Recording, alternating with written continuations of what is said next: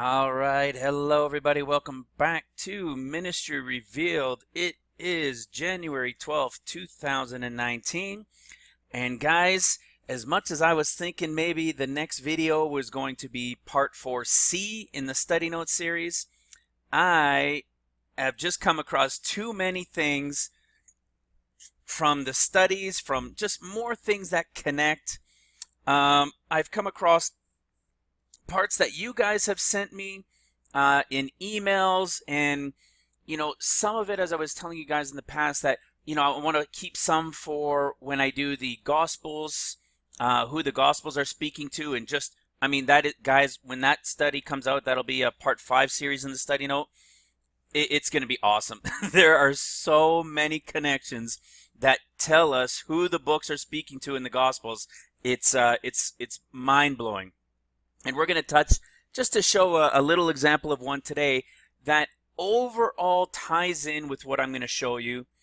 I'm going to show you something as well in Ezekiel 1.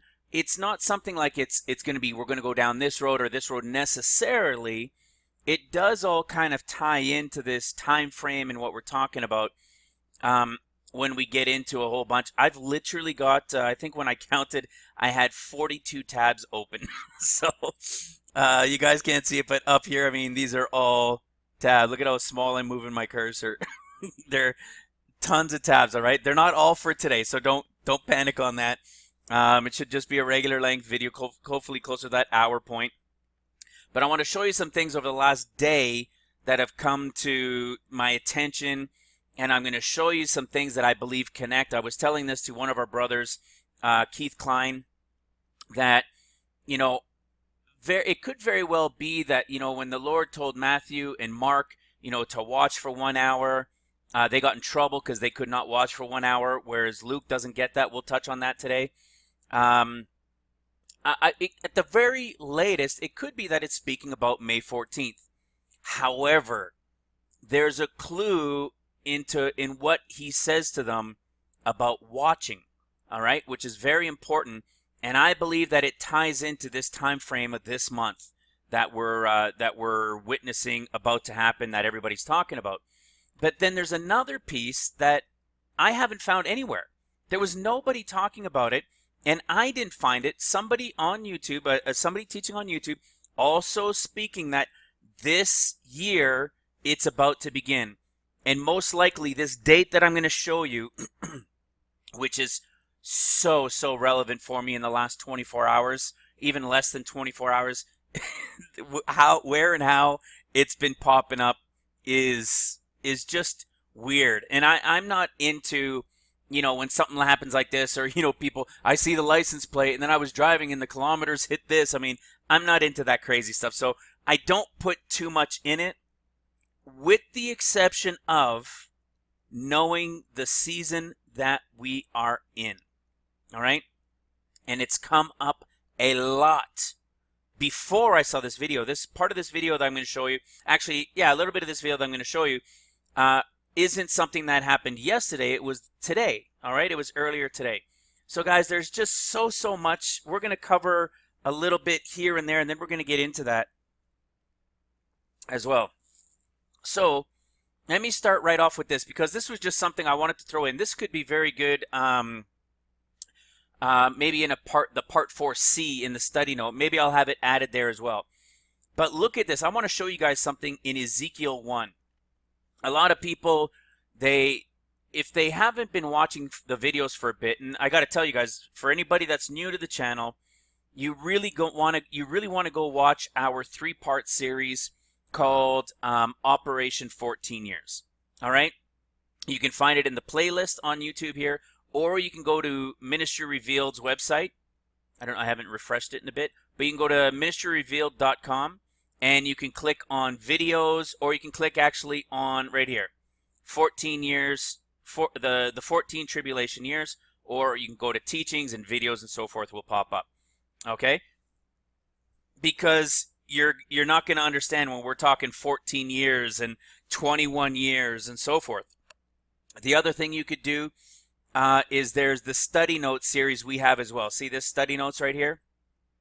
I recommend you go to that one. You can go to this one as well, but you can also go to this study note series, and this might be a little bit more valuable to you because we have a part 1, part 2, part 3, part 4, and part 4B is not up yet. That was the last video. It should be up here within the next couple days or so, hopefully. And you can go in there and you can print off the study notes and the related videos right here. Just just click on it and it'll take you right to the video. And then you can right click and save the video as well. All right, you can download it to your computers. So the reason I bring that up is because of what we're going to be talking about. You're going to see this connection to 13 years and 14 years and, try to figure out what this is all about. Okay? So let's get going. This stuff all day long. Let me show you some of this now.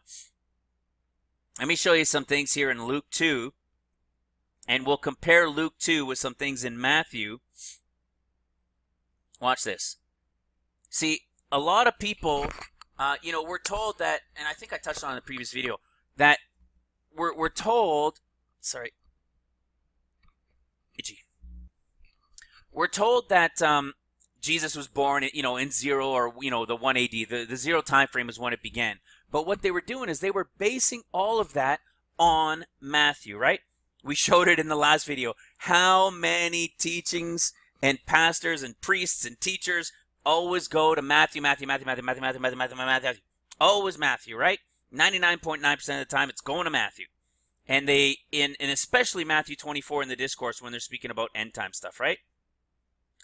The difference is in Luke, right? Watch this. In Luke, we find out, comparing it to Matthew's account, we find out when Jesus was actually born.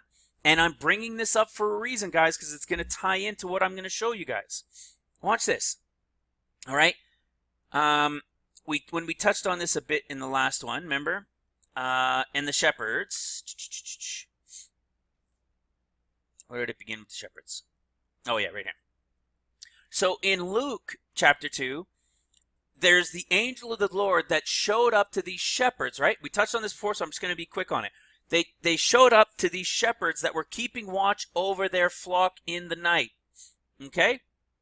And the angel of the Lord showed up, and they were so afraid, which is always happening, right? Anytime somebody sees the angel of the Lord or the angels or like through the Spirit coming of the Lord, they're always afraid. We've covered that, right? So be prepared to get soon frightened. It's coming, guys. It may very, very well begin this month. And again, I always say we got to be looking for this peace deal. Is Trump going to do something that throws a curveball and tries to get everybody off of thinking certain things and comes out with this peace deal? Well, when you see this date connection today, you might think it's coming very, very quickly too. Okay? So they were sore afraid. But where did they go? The angel says, oh, you're going to see this, and this shall be a sign unto you. You shall find a baby. Right? You shall find a baby. An infant, a baby. Okay? And suddenly there was with the angel a multitude of the heavenly hosts. Okay? So you're going to see the sign of the baby. The baby is what? Here's the number for baby, right? Where's the number? G1025. It's a newborn, an infant. All right? This was Jesus at the inn, swaddled, right? And it says they found him there. It came to pass, they found, where was it in the inn? I want to make sure to find that right wording. Oh, yeah, sorry, there it is. And found him lying in a manger. You see? When we go to Matthew, in Matthew, what do they say? It's totally different. In Matthew, they tell us that the wise men go and find them. And when they came, look at this. And when they were come into the house, well, Jesus wasn't in a house. Right? He was in a manger. And look, he's no longer a baby. He's called a young child. What kind of young child? We know this one very well. An immature Christian, right? He was a little boy, if you will. Right? A babyish type boy, you know what I mean? a young child. And the definition of a young child is, there it is, the young child, damsel, child, little, and this is the word for it. You see, when we keep going now, look at what it says about when he diligently inquired. Then Herod, when he had privately called the wise men, inquired of them diligently what time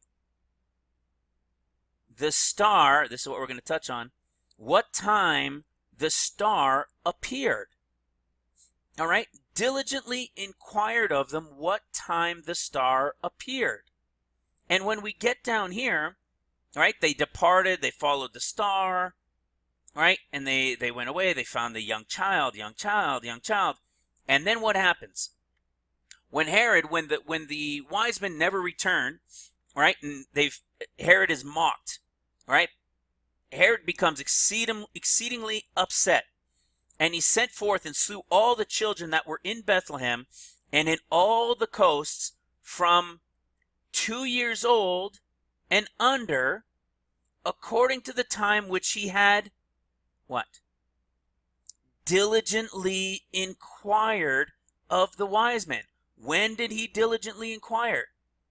Before sending them out, he diligently inquired when the star appeared. And so what has happened is they based everything, and again, it's a Catholic Church thing, right? It's Rome, because they've played and they've messed up with our times. We've been completely deceived in the understandings. Jesus, now many people do understand that Jesus wasn't, he didn't die in the year 33 AD. That some believe it was 4 BC that he was born, or 2 BC. Many people believe, and there's a lot of different ones, but within that time frame, this proves that he was born in 2 BC. All right, he was born in 2 BC, and now it also helps to confirm for us greater understanding in the fact that when he returns, what year is it going to be? 2031. All right, he was born in 2 BC, died in 31. Remember, spring to spring, 31, 32, if we're basing on our calendar, in a 31, 32. So when is he going to return? In that 31, 32 of the 2000s, right? 2031, 2032 is when the Lord returns, feet down on the Mount of Olives, like we've been showing here on this channel. Watch this.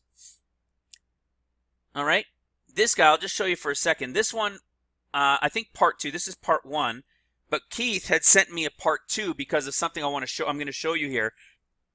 Not from this guy's videos, because I don't want to go down the trail of everything he does in his videos. I just want to show you something that I haven't heard anybody speak about except this guy when Keith sent it to me. All right, but first listen to this. It has become widely believed that the closest Jupiter-Venus conjunction in history in 2 BC was part. You see, we've been trying to understand when was Jesus born? All right, if you think about it, the book of John, right, it relates to the 144,000, and I believe John the Baptist was conceived, right? He was 6 months before Jesus. So I won't go down that road, except to say I believe Jesus was born around this time. He wasn't, and then you see, he was conceived then at what? He would have been conceived at Pentecost, all right? But I don't want to go down that trail because there's something that connects with John the Baptist as well. I'm doing this to show you something that what? The biggest Venus-Jupiter merge or conjunction in history, we all know about it, was at the birth of Christ. And in even our technology today, they've been able to pinpoint the day that there was this Venus-Jupiter conjunction that we call the Star of Bethlehem. Now, why is this a big deal? Because what is coming this month? All right, we had what in 2013 or something like that, and even or 2003 as well. We've had Jupiter-Venus conjunction. However, in the Jupiter-Venus conjunction, if it's too close to the sun, we can't see it. You know, everybody tried to justify Revelation 12, right? By saying, well, we couldn't see it. It was too close to the sun. So it's the same with this. Those other ones didn't have significance to them because it couldn't be seen. Now here we are in 2019, right? I know, 1819. Here we are in this 70th year of Israel, knowing what we know, that life is about to change, but there's a group called the Bride of Christ that the Lord has to take out a piece for himself, right? He's got to take out a piece for himself, and it would make a lot of sense if there was maybe a Jupiter-Venus connection. Is that possible? Right? What are we all focusing on? Everybody's paying attention to the super blood moon, right? And the super blood moon comes on January 20th, 21st, right? And that's a big deal. And why is that super blood moon such a big deal? Let me show you. Where was that one? I thought I had a little thing for the super blood moon. Where are you? Oh, right here. All right. We have this super blood moon right over the west. All right. Right over all of the Americas, directly over Americas, and it's like Washington's right in the middle of it. Okay, right smack dab in the middle. It's from the evening of the 21st, the 20th to the 21st. All right. What day is this? Okay. What day is that going to be? This is why it's a big deal, of course. Okay. It's going to land on what? Tu B'Shavat, the New Year of Trees. Tu B'Shavat, the New Year of Trees, the first tree to come into bloom on this festival, or on this Festival of Trees, is the almond tree. Okay? Now, when did this happen before? That we had a super blood moon on Tu B'Shavat. Well, guess what? It was just last year. It was just last year. It was part of the understanding that we got in Zechariah chapter 1, knowing that it's already begun. It began at the 70th year time frame in 2018. And what did we have? January 31st, 2018, we had a super blood moon on what? Tu B'Shavat. Right? On God's calendar, on the Hebrew calendar, 1 year has passed since the last one, and it was a super blood moon to a super blood moon. And the 2018 blood moon was what? It was a super blood blue moon because it was the second blood moon, the second full moon of the month. All right, so they technically call that blue. This one is called, this year in 2019, Wolf, because it happens here in January. When it was the 31st, it was far in the year, which puts it into the next month. So it wasn't called a wolf last year. This year's called a wolf. All right? What did Hitler have, right? Wolf lair. So something to do with the enemy about to be revealed. Okay? But let's keep going. Watch this. So back-to-back years. How many times has it happened in history? I'd say very few. I haven't looked it up, but maybe even never. Back-to-back super blood moons on Tu B'Shavat, the Festival of Trees, which is represented by the almond tree, right? And almond is like an eye. You want to know what the Festival of Trees and what the almond tree refers to? Watch this. Sign of the almond tree. Further thoughts on what? Tu B'Shavat. This is a great website for us, guys. HebrewForChristians.com. Okay? The almond tree has special significance for Tu B'Shavat. The word almond, which comes from the root word, means to watch or wake or awaken. because the almond tree is the first one to bud. Okay? So what do we have? We have watching that began in 2018 on the Festival of Trees, Tu B'Shavat, with a super blood moon telling us to watch. Okay? And prior to 2014-15, when Mark Biltz put out that book on the blood moon tetrad, prior to all of that, were any of us, at least in this Gentile side of the world, were any of us ever really paying attention to blood moons? From what I can see in YouTube and the history of things since I've been watching, none of us were really talking about it or even paying attention whatsoever. It wasn't until the blood moon tetrad that we started to pay attention. Right on time. Because we start paying attention to these blood moons, and we're watching. We're a bunch of Gentiles for the most part that don't understand what these things mean, but we're watching and we're learning and we're trying to get closer to the Lord and we're digging into this stuff, right? And we don't fully know. And I was talking to our brother Keith maybe a couple of weeks or so ago and saying that I wonder if the Matthew, Mark, and Luke, which we're going to talk about in a second, that talks about watching, I wonder if it has to do with this super blood moon. All right, I wonder if it has to do with the blood moons, because guess what? They both fall on Tu B'Shavat, which is what? Watch. There is no other significant biblical day of watch. All right? But Tu B'Shavat. And it's the almond tree that represents like an eye, right? And it's the first one. You hearing that? It's the first one to bud. It's the first one to bloom. Why? Who are the first to be watching and praying, right? What does Luke 21:36 tell us? Watch and pray always, that you may be found accounted worthy to escape all these things that shall come to pass and to stand before the Son of Man. Right? When we go into Luke, which one? Where are we? Luke, where are you? Is it Luke 12? Right? Watch this, right? Luke 12:36.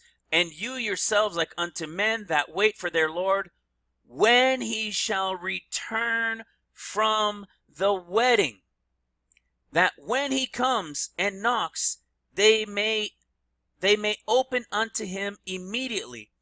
Blessed are those servants whom the Lord, when he comes, shall find watching. Verily I say unto you, gird himself. And then what? And if he shall come in the second watch, or in the third watch. You see? Because it's 3 times. Escape of the bride, rapture of the church, and then his final feet down on the Mount of Olives. Because his coming in the year 2023 when they see him, and then 2024, and then 2025, he will be established on the Mount of Olives. They'll be rebuilding the city and the streets for those 3.5 years. That is not his feet down on the Mount of Olives. That is him on the mountain carved out called Mount Zion. All right? Prepared. The place prepared for the raptured church. All right? That where I go and prepare a place for you. That when I return, I may bring you unto myself, that where I am, there you may be also. And what's he going to do? He's going to serve them meat. He's going to sit down and feed them. All right? And serve them. That's the raptured portion. That's the second watch. The third watch is when he comes down, feet down on the Mount of Olives. All right? What's the first watch? The wedding. You see, he doesn't say anything about the first watch. He says when he comes back from the wedding. You see, if he's coming back from a wedding, who are those? The ones who are at the first watch. The almond tree. Watch. Watch the scripture that talks about this. Okay? So we've got 1 year. Look at what it says in Matthew 26. Look at what he tells them. We've spoken about this before, but it is so significant because we're what? Like less than a week and a half or so away. Watch this. All right, he's praying to the Father. Remember, he goes up and he's praying. He's not far from them, but he's praying, and he comes back and he says, "And he cometh unto the disciples and finds them asleep, and says unto Peter," what? "Could you not watch with me 1 hour? Could you not stay awake for 1 year?" is the end time significance. Could you not watch for 1 year? Watch what? Be watching and drawing close to him and be paying attention, watching for his return, right? Could you not watch with me for 1 year? See? Watch and pray that you enter not into temptation. And for these guys, it says, the spirit indeed is willing. This is the Jews. But their flesh is weak. You see, they fell asleep. They couldn't stay up for the 1 hour. And they missed it. They missed understanding it was him. And there's a 1 hour, a 1 year something to, do you get it? To watch and paying attention during. Okay? When we go to Mark, I believe it's Mark 14, look what he tells them. Again, remember, I said this will be part of things that will be in who the Gospels are speaking to. This is another example. Okay, he comes down, praying to the Father, then he comes back, and he says, "And he cometh and find them sleeping, and said unto Peter, Simon, are you sleeping? Could you not watch 1 hour?" Again, who's this group? Right? The lost tribes, or Israel, or we can say the church, right? Could you not watch for 1 year? Watch what? How about Super Blood Red Moon that we've all been watching? We've been all peeling our eyes about them and talking about them for a few years now, since they've been brought to our attention. And then we get a major one on the Festival of Watching. And there's another one the following year, 1 year later, on the Festival of Watching. "Watch ye therefore and pray." Or, "Watch ye and pray, lest you enter into temptation." The spirit for these guys is truly ready, but their flesh is weak. You see, they were weak in their flesh. And then what? We have Luke 22, and look at what the difference is in Luke. They get no beat down from the Lord. Where is it? He says he comes back. They saw him praying so hard, earnestly praying in agony, that the drops of blood started falling to the ground. This was Jesus praying to the Father. "And when he rose up from prayer and was come unto his disciples, he found them sleeping for sorrow."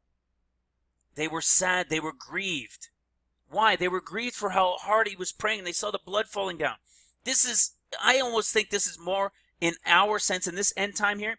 I believe this is us praying for our family and our friends and for our loved ones that are just sleeping, that just won't get it, right? We're getting tired. We're disappointed. We're sad. We're crying for them. We're pleading sometimes with some of them. But we're at a point we know it's going to take this beginning, for them to start to wake up and realize that what we were telling them was true. All right? This is where we're at. And look what he says to them. "And said unto them, Why sleep you? Rise and pray, lest you enter into temptation." That's it. That's it. No 1 year warning. Rise and pray. Get ready to go.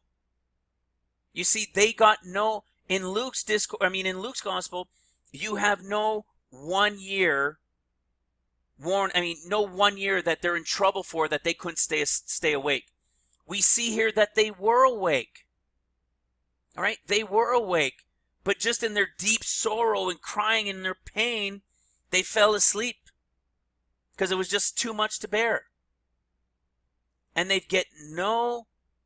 their body was weak. Their spirit was ready. You couldn't stay awake for 1 year. No, They were ready. All right? It's like going into the discourses. Again, when we go to Matthew, Mark, and Luke, what does everybody go to? They always go to the discourse of Matthew. And then listen to this. This comes up, right? But of that day and hour knows no man. Right? Everybody loves to quote that. We go to Mark and they say, oh yeah, we'll go see it in Mark. And they say, see? But of that day and that hour knows no man. See? Nobody can know the day or hour. Oh, really? How about if you understand who the Gospels are speaking to? Do you think it's possible we can know the day or hour? We know the rapture day and hour they cannot know. They can know the time frame, of course. We know the time frame right now in the year 2024.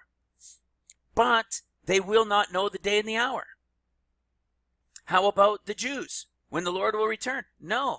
It says they will not know that day and hour. Right? We see in Mark, when we go to Mark chapter 9, verse 1, it says, verily, verily, I say unto you, right? That they will have seen him coming in his glory. It's a past tense, meaning they will have seen him coming at the end of the sixth seal.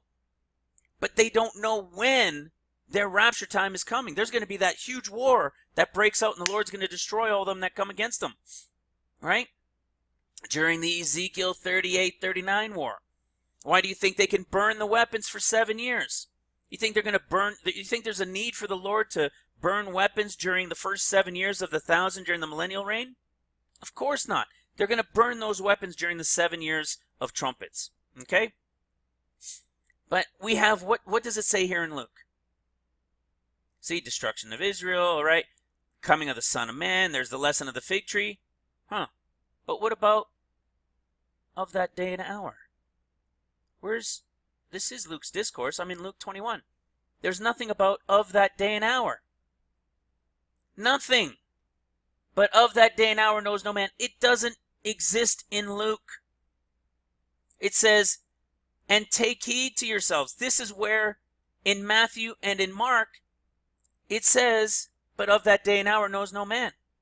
This says, and take heed to yourselves, lest at any time your hearts are overcharged with the suffering and the drunkenness and the cares of this life, so that that day comes upon you unawares. For as a snare shall it come upon all of them, Matthew and Mark, that dwell on the face of the whole earth. Watch ye therefore and pray always that you may be found accounted worthy to escape all these things that shall come to pass, and to stand before the Son of Man. And then what happens? And all the people woke early and came early in the morning. See, and all the people came early in the morning to him in the temple for to hear him. Bride of Christ going to be with the Lord in the temple in heaven. All right? That's why when we said even John, you see John has 21 chapters. There is an end time understanding. There are 21 chapters for the 21 years. And here we are in 2018. We're still in 18. And look at what it starts with. Jesus went unto the Mount of Olives, and early in the morning he came again into the temple, and all the people came unto him, and sat down, and he taught them. And the scribes and the Pharisees brought unto him a woman taken in adultery. A woman taken in adultery, a Gentile bride. Where? 2018. How about when we said when the Lord's coming on Mount Zion with the place prepared for him? What year is that? Year 2024, right? It's chapter 14 is the year 2024 in John. Where I go and prepare a place for you, that when I return, I may receive you unto myself with the place that I prepared for you. You see, there it is again. Chapter to year. This stuff is amazing. I love it. I love it. I could just keep going, all right? So we have this blood moon coming up 20th to the 21st, right? On Tu B'Shavat, 1 year on the exact same day of watch. We've been talking about this. Many people have been talking about this. But let me show you something. How many of you have heard about what's coming on the 22nd? How many have heard of what's coming on the 22nd? Remember what we were just talking about just a little earlier? Remember what we were talking about? The Venus-Jupiter conjunction. You see, the Magi, when they saw, when the Magi saw the conjunction, when they saw the Star of Bethlehem, all right, when they saw the Star of Bethlehem, do you understand that if it was too close to the sun, they couldn't have seen it? They wouldn't have known that that was the sign, right? If it was far away from the sun, that would be their best opportunity to see it, right? Watch this. Venus and Jupiter conjunction on January 22nd, 2019. All right? This guy was the one that revealed it when Keith had sent it to me. All right? Look at this. Just before sunrise, I don't know why it says tomorrow, sunrise, January 22nd. Jupiter and Venus are what? The third and fourth brightest celestial bodies in the sky after the sun and the moon. Watch this. Let me show you something else here. Watch this. Not all Jupiter-Venus conjunctions are equal, however.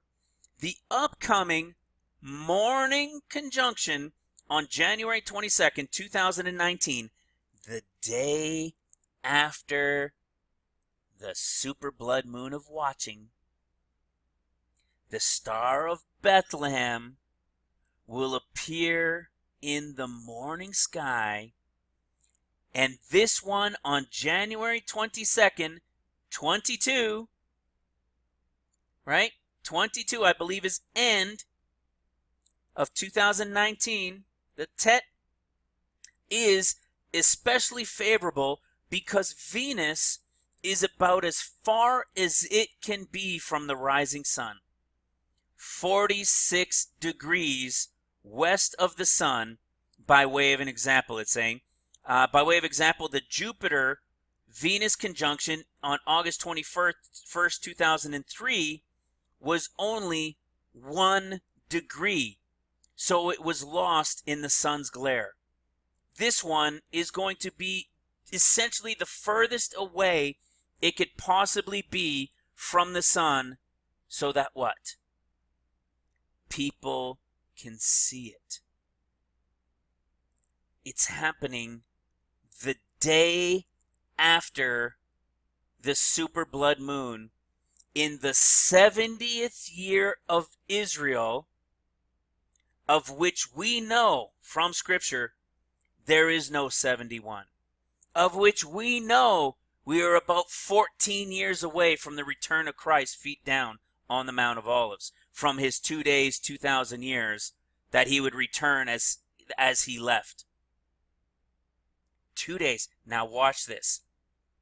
I like Minister Paul, and he was gone for a long time, right? I'm going to show you a little clip of a video that I saw of his today, and I ended up commenting. I ended up sending him a comment on the video because he didn't know what the number was all about. All right? I sent it up from my personal account, Al Dubray here, and he kind of freaked out. Okay? Watch this. Watch what he says. So this is crazy. See all these things? You guys should go watch this video. Number 22, Pulse, it begins. All right? Minister Paul, if you watch a video, his video after this is from this morning. He put another video out later today and showed the things that he said would happen here. It's this video here. And showed the events that he's foresaid would happen as the Lord spoke to him. And they've come to pass. Okay? So now pay very close attention to what he's talking about here. And I think this is a deja vu. And you're going to see all these things, which is interesting. This is a side note, this part here. But all these things flying around, and I believe he's in southern Florida, something like that. Green grass. It's not raining. There's no snow. The key is he's got his infrared camera on to watch. All right, and he said this stuff began 2 days ago. But I want to listen to what he talks about. We'll touch on it. Completely dry. There's no wind. This is it literally becomes so bad that it starts pixelating the camera picture. Like, what? I mean, he says it began 2 days ago. I've never Look at that. I've never seen this before. I love his laugh. Let me say one thing and make this video quick. Look at that. No rain. I mean, no snow on the grass. I had a flash vision last night. He's using infrared. Now listen to this. I saw this. It was actually 5:42 a.m. exactly in the morning this morning. I saw a big round it was almost like I want to describe it as an eclipse of the sun or moon. And it was a big circle. It had a circle around it like this. Like you know how when the solar eclipse and then you see this, all you could see is a big white ring around it. In this flash vision, I saw that. And then the number 22. The 22 showed up and it literally caused this pulse. It went boosh. Just like... You hear that? I'm going to keep playing it. But he sees something like this, and then the number 22 flashes in his vision, and it causes this thing to go boom, right? Like a big pulsing out. That's why he calls it number 22 pulse. Listen to this. You're seeing right here. The number 22, and then boosh, and this pulse came out. I don't know what to say about this. But I prayed, and then what seemed like an hour was probably only about 5 seconds. I heard, "It begins." It begins. So then he said it felt like 15 minutes later, but he says probably just a few seconds. The Lord said to him, he heard, "It begins." All right? It begins. He literally hears, okay? We're going to finish playing this video to the other points too, just to see that you could hear the Lord's telling him things. Listen to this. It begins. So now on Strong's 22, you could put 22 or 222. Okay, first of all, this is something that was freaking me out. I've told you guys for a long time that 222 is a number that's come up in my life since I was little, and it began with my mother's little tithing envelope that she would give to church, and the number on it was 222, and throughout my life I would see it pop up. So this was pretty, what's going on here? Okay?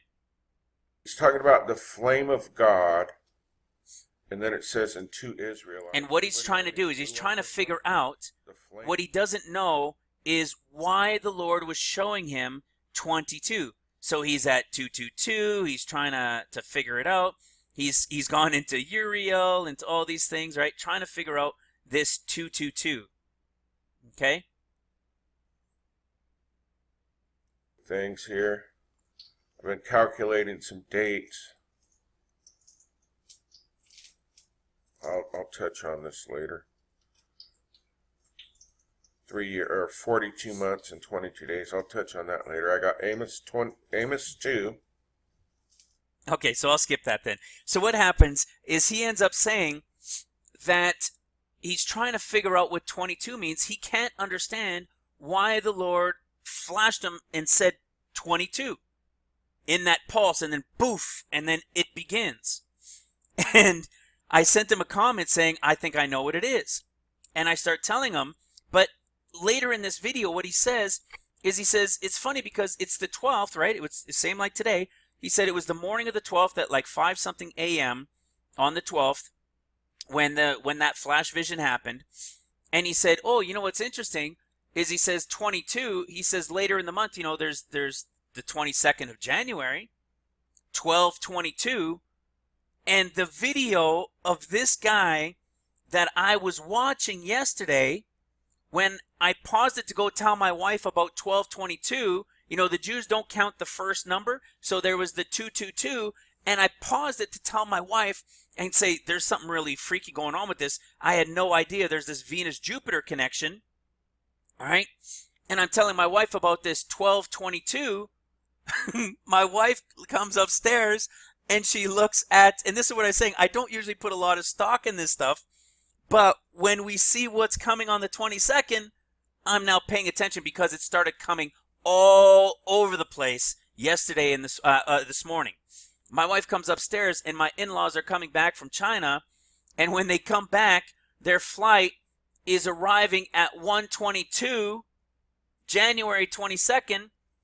The duration of the flight from when they get into Canada from Vancouver to Calgary is 1 hour and 22 minutes, and the flight number is 122.